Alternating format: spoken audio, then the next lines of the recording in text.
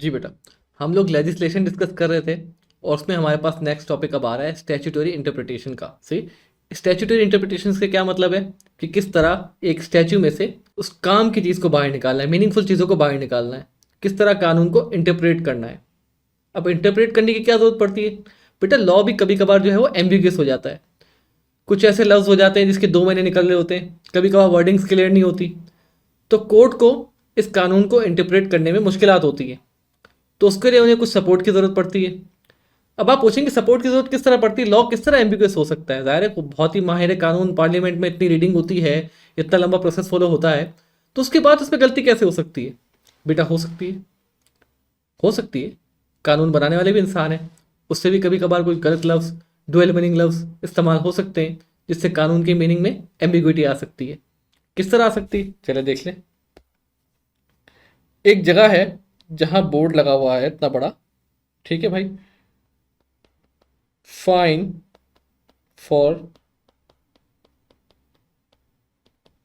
Littering, मतलब कचरा फेंकने पर पाबंदी है, कचरा फेंकने पर पेनल्टी है। सही। एक बंदा आया, उसने उस बोर्ड के बिल्कुल नीचे कचरा फेंक दिया सारा अपना। तो पुलिस वाला आया, उससे पूछा कि भाई ये आपने क्या हरकत की, इतना बड़ा बोर्ड नजर नहीं आ रहा आपको, आप पे जुर्माना होगा, पेनल्टी होगी आप पे। तो वो पुलिस वाले से बहस करता है, सर किस बात की पेनल्टी, यहाँ पे लिखा हुआ तो है फाइन फॉर लिटरिंग। तो पुलिस वाला भी कहता है हाँ मैं भी तो ये कह रहा हूँ, फाइन है लिटरिंग के लिए, तो आपको जुर्माना देना पड़ेगा। अब यहाँ पर फाइन लफ्ज दो लफ्जों में कंसिडर किया जा रहा है। जो जिस बंदे ने कचरा फेंका है वो समझ रहा है फाइन मतलब ओके है यहाँ पे कचरा फेंकना, फाइन फॉर लिटरिंग। और पुलिस वाले ने जो मतलब निकाला वो था फाइन पेनल्टी, कचरा फेंकने वालों पर पेनल्टी लगेगी। तो हो गई बेटा एम्बिग्युइटी। फाइन के दो मतलब निकलते हैं, फाइन लफ्ज के दो मतलब निकलते हैं, एक तो बिल्कुल ठीक, दूसरा पेनल्टी, जुर्माना। समझ में आई बात? तो ऐसे केसेस सामने कभी कभार आ जाते हैं कि कानून बनाने वालों ने सोचा भी नहीं होता कि यार यहाँ पे भी एम्बिग्युइटी हो सकती है। उस केसेस में क्या होता है, कोर्ट जो कि लॉ को एग्जीक्यूट कर रही है, इंटरप्रेट कर रही है, उनको कुछ सपोर्ट चाहिए होता है, कुछ रूल्स की सपोर्ट चाहिए होती है, जिससे वो गाइडेंस ले सके, जिससे वो कानून के मतलब निकाल सके। समझ में आई बात? अच्छा जी, हमने ये देखा था कानून बनाता कौन है, पार्लियामेंट, और उसको एग्जीक्यूट इंटरप्रेट कौन कर रहा है, कोर्ट कर रहा है। अब कोर्ट को सपोर्ट चाहिए, सपोर्ट मिलेगा, किस तरह मिलेगा? ये 4 रूल्स है, डिस्कस करते हैं। पहला रूल है बेटा लिटरल रूल। ये कहता है follow the word of law इन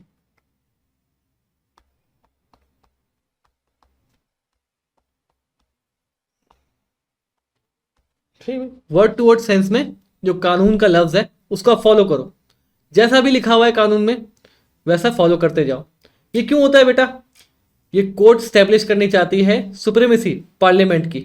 सही, वो पार्लियामेंट ने जो लिख दिया वो फाइनल है, बस वही कानून है, उसमें किसी छेड़छाड़ की गुंजाइश नहीं है। कोर्ट ये कह रहा है इस रूल के तहत, ठीक है। अच्छा जी, अब इसकी एक एग्जांपल ले लें। सही, एग्जांपल क्या है भाई?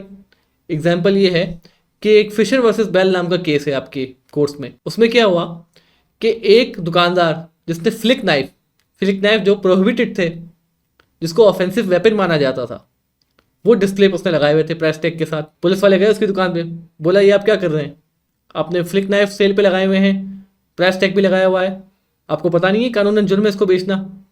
तो दुकानदार ने आर्ग्यू किया, मैं कहाँ बेच रहा हूँ, मैंने तो सिर्फ डिस्प्ले पे लगाए हुए हैं, मैं बहुत शरीफ आदमी हूँ, कोई आके पूछता है मुझसे इसका, मैं मना कर देता हूँ। तो पुलिस वाले कहते हैं उसको, यार आपने डिस्प्ले पे लगाए हुए हैं तो मतलब आप बेच रहे हैं। तो दुकानदार फिर आर्ग्यू करता है, भाई मेरी दुकान में कंप्यूटर भी पड़ा हुआ है, मेरे घर का सामान पड़ा हुआ है, तो क्या सब बेचने का तो नहीं है ना, मैं बेच नहीं रहा, आपने मुझे बेचते हुए कहाँ देखा? उस पर केस चला, कोर्ट में गए, तो कोर्ट में जज ने उसको, जो दुकानदार था उसको छोड़ दिया। कैसे छोड़ दिया? क्योंकि कानून में वर्ड बाय वर्ड लिखा था कि सेल करना, ऑफेंसिव वेपन को सेल करना जो है वो प्रोहिबिटेड है। उस बंदे को सेल करते हुए तो अदालत पुलिस वालों ने नहीं पकड़ा, वो तो सिर्फ डिस्प्ले पे लगाए हुए थे। अब कानून में ये कहीं नहीं लिखा कि डिस्प्ले पे लगाना भी जुर्म है।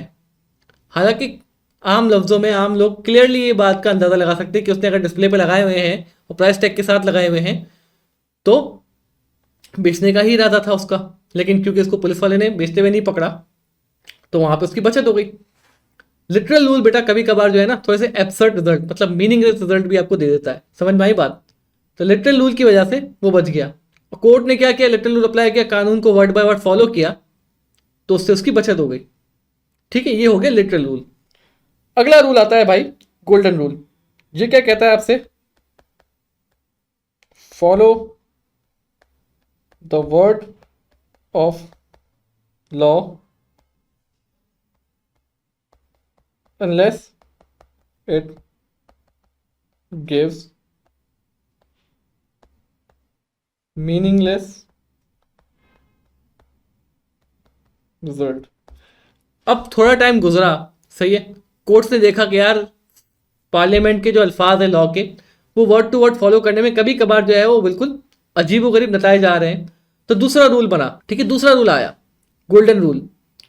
वो क्या कहता था कि भाई कानून के लफ्जों को आप फॉलो करें, बिल्कुल फॉलो करें, जैसा लिखा हुआ है वर्ड टू वर्ड फॉलो करें, लेकिन उस वक्त फॉलो ना करें जब कानून को वर्ड टू वर्ड फॉलो करने में मीनिंगलेस रिजल्ट आ रहे हैं, कानून का मजाक बन रहा है। सर समझे नहीं हम, अभी समझाते हैं।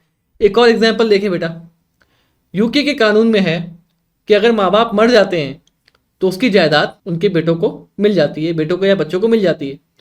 तो ये कानून पढ़ के एक बेटे ने अपनी माँ का कत्ल कर दिया, बेटा अपनी माँ का कत्ल कर दिया। तो कानून के मुताबिक जब उनका केस जाएगा कोर्ट में इनहेरिटेंस का, तो वारिस कौन है उसकी जायदाद का, माँ की जायदाद का, बेटा है। तो यहाँ पे कोर्ट ने देखा कि यार ये तो मर्डर करने का इसको एक रिवॉर्ड मिल रहा है, उसने मर्डर भी किया, अपनी माँ को मार दिया और उसको जायदाद भी मिल गई।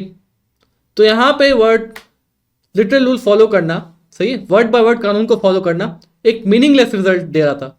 अगर उसमें वो लिटरल रूल फॉलो करते तो यार हर बच्चा अपने माँ बाप को मारने लग जाता जायदाद के चक्कर में। समझ में आ रही बात। तो जजेस ने इस केस में एक अलग अप्रोच इस्तेमाल की, बोला भाई हम इसको रिवॉर्ड नहीं करेंगे फॉर मर्डर, ये जेल में जाएगा। तो यहां पर जो है गोल्डन प्रिंसिपल अप्लाई किया गया, वर्ड बाय वर्ड कानून को फॉलो करो, लेकिन तब तक जब तक वो मीनिंगलेस रिजल्ट ना दे रहा हो। जैसे ही वो मीनिंगलेस रिजल्ट देने लगे, आप कानून के वर्ड को भूल जाओ, आप केस को उसकी मेरिट पे देखो। ये था गोल्डन रूल, सेकंड रूल है हमारा। समझ में आई बात, क्लियर है? चलो ठीक है। थर्ड देखें, मिस्टीफ रूल देखें। मिस्टीफ रूल क्या है बेटा?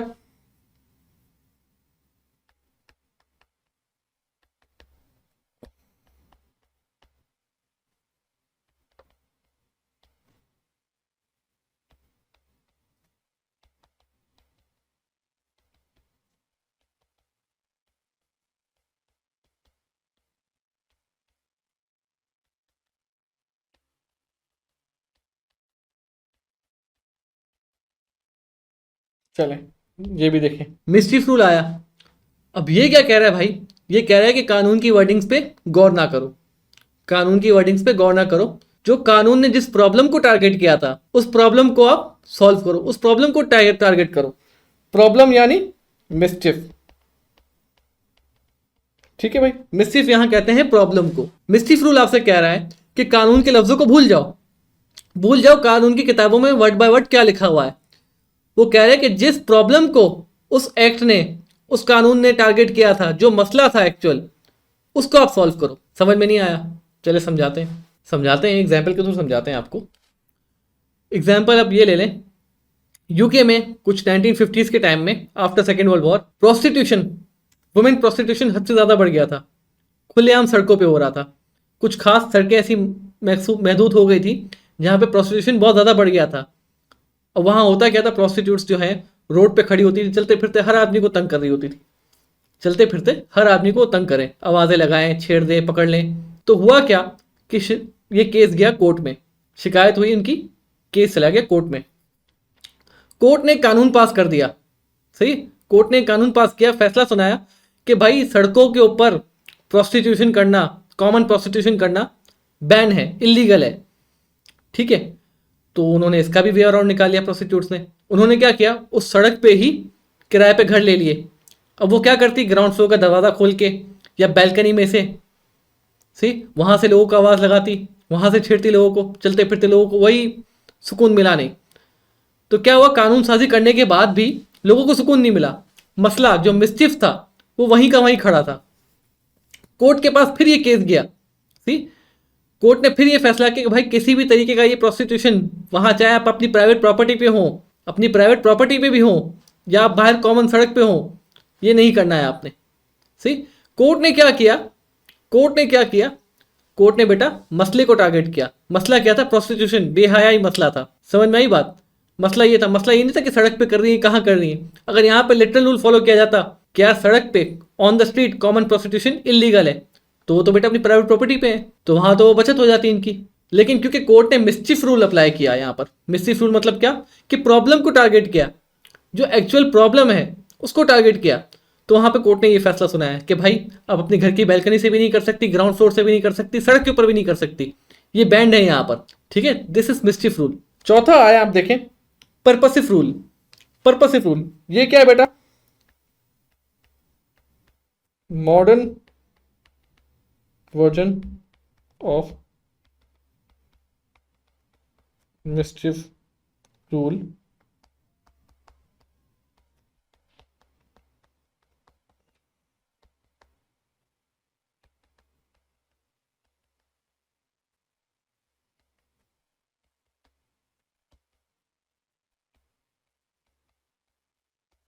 चले भाई, एक और बहुत ही अच्छी सी एग्जांपल है जिससे आपको पर्पसिव रूल समझ में आ जाएगा।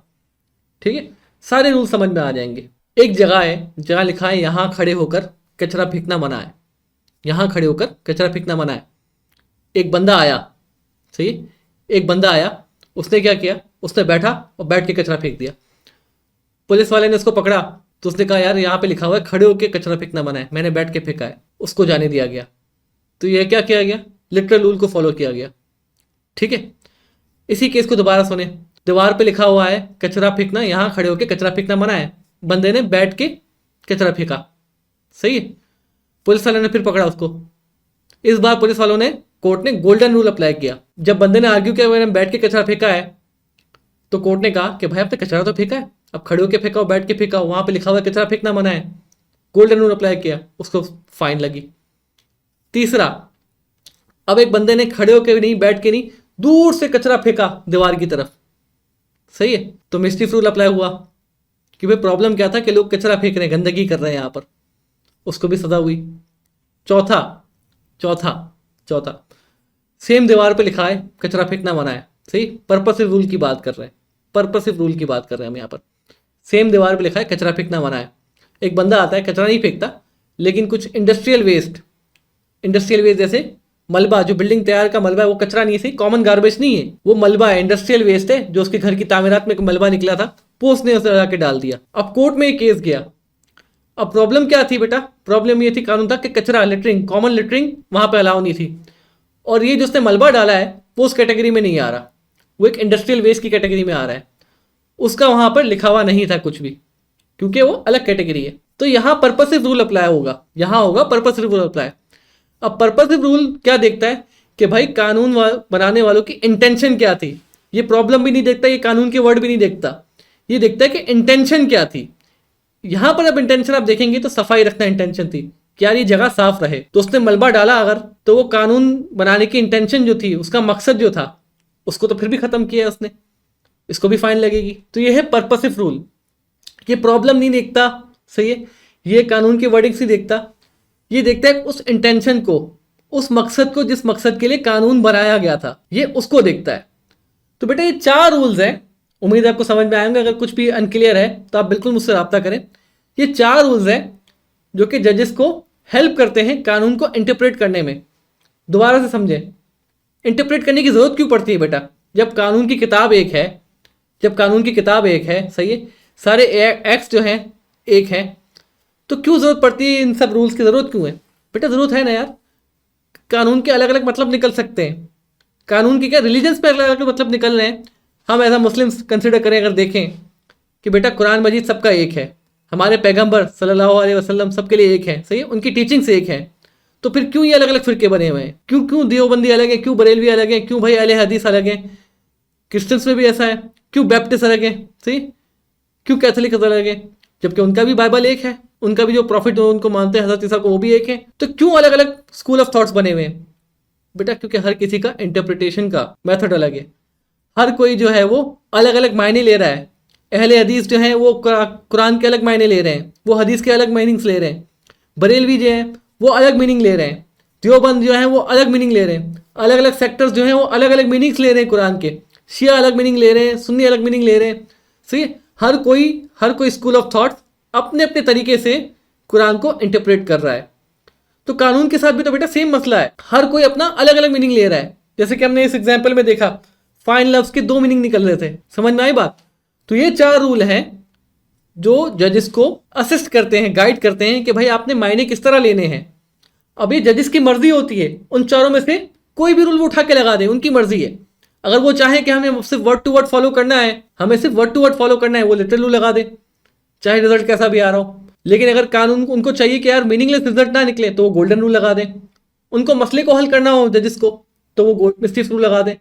उनको इंटेंशन देखनी हो, इंटेंशन, जिस इंटेंशन से कानून बनाया गया था उस इंटेंशन को पूरा करवाना हो पार्लियामेंट की, तो पर्पसिव रूल लगा दे बेटा। ये जजेस को हेल्प कर रहे हैं ये रूल्स। समझ में आई बात। अगले टॉपिक की तरफ चलेंगे, ठीक है, थोड़ा सा ब्रेक लें आप भी।